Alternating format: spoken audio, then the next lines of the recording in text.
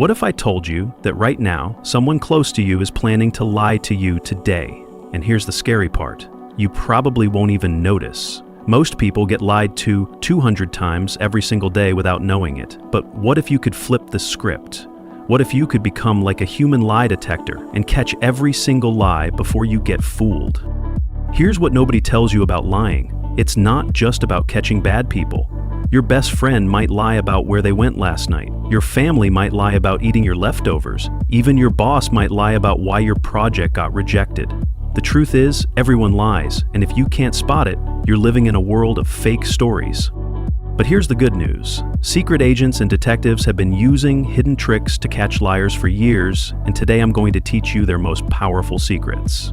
By the end of this video, you'll know exactly when someone is lying to you, even before they finish talking. Let's start with the magic question trick. Most people ask terrible questions that make lying super easy, like asking, "Did you have fun last night?" That's way too simple to lie about.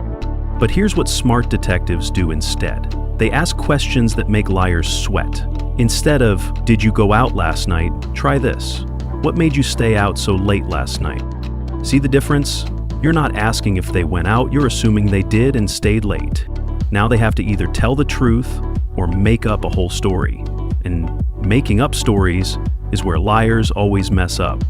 But wait, there's a twist coming that'll blow your mind. This next trick is called the 5-second rule, and it's like having superpowers. When you ask someone a question, watch them like a hawk for exactly 5 seconds. Not 6, not 4, exactly 5 seconds. Why? Because that's when their brain is fighting the hardest. After 5 seconds, they've had time to think of a good lie. But in those first 5 seconds, their body tells the truth, even when their mouth doesn't. Look for these signs. They touch their face, look away, pause too long, or their voice gets weird. One sign means nothing. But if you see 2 or more signs in those 5 seconds, boom, you've caught them. And here's the crazy part. This works even on people who think they're good liars. But the next trick is even more powerful. This one's called the baseline trick, and it's what FBI agents use. Before you ask any tricky questions, watch how the person acts normally. Notice their voice, how they sit, how they move their hands. This is their normal mode. Once you know how they act when they're relaxed, you can spot when something changes. If someone who usually looks you in the eye suddenly stares at the floor, that's a red flag. If someone who talks fast suddenly talks slow, something's up. It's like having a secret code that only you can read. But here's where it gets really sneaky. The double-check trap is genius. Ask about the same thing twice, but in different ways. First ask, "You went to the movies yesterday, right?" Then, 10 minutes later, ask, "What movie did you see yesterday?" Liars forget what they said the first time. They might say, "Yes, I went to the movies," and then later say, "I didn't see any movie." Boom, caught. Truth tellers stay consistent because they're remembering real events. Liars are remembering fake stories, and fake stories are hard to keep straight. But wait until you see this next trick. It's almost like magic. Here's the word trick that catches almost everyone. When people lie, they use wishy-washy words like maybe, I think, probably, or I guess. They do this because they're scared of getting caught in a firm lie. Instead of saying, "I was at home," they say, "I think I was probably at home." See how weak that sounds? They're giving themselves an escape route.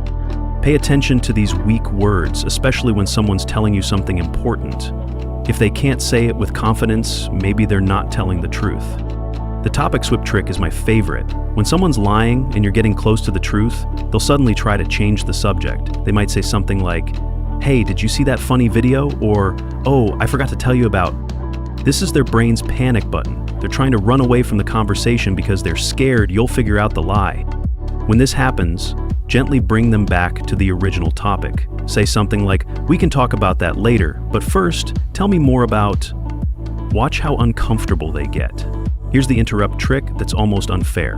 Right when someone's in the middle of telling their story, interrupt them with a random question about something that happened before their story.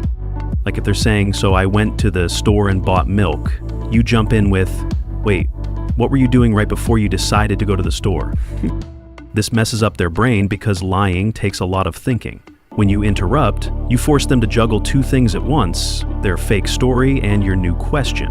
Most liars can't handle this and either get confused or start telling a completely different story. The last trick is the fake detail trap. Slip a wrong detail into the conversation and see what happens. Like saying you said it was raining that day, but even though they never mentioned rain. Someone telling the truth will correct you immediately. No, it wasn't raining. But liars often go along with your fake detail because they're afraid that correcting you will make their whole story fall apart. There you have it, 7 powerful ways to catch anyone in a lie. Remember, combine these tricks with your gut feeling. If something feels off, it probably is. Try these out and let me know in the comments which one worked best for you.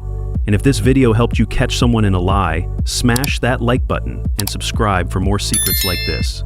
See you next time.